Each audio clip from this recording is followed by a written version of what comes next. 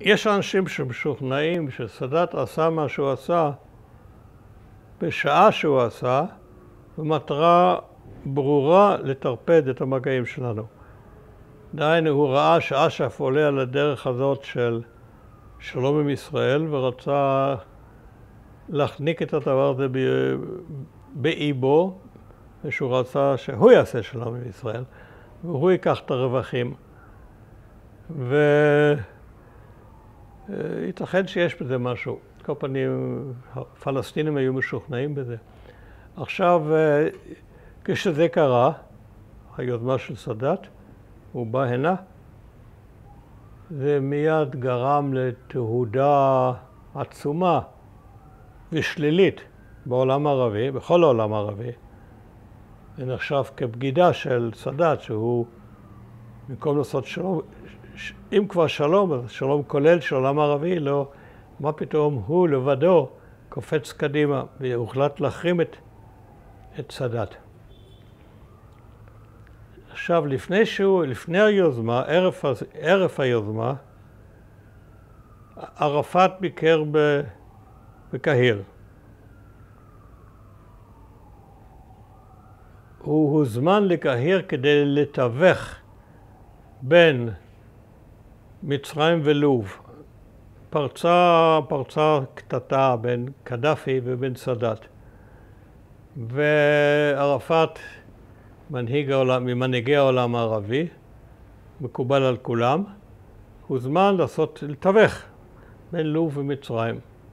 וגם עשה את זה והצליח ועשו שולם.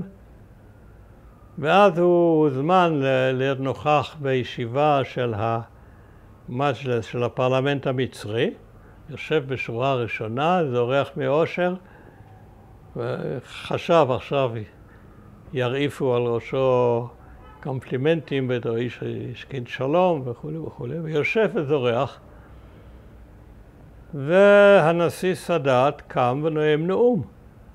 ובאמצע הנאום הוא אומר, אני הולך לנסוע לישראל או לירושלים, מה בדיוק. ואני חושב שצריך לעשות שלום עם ישראל.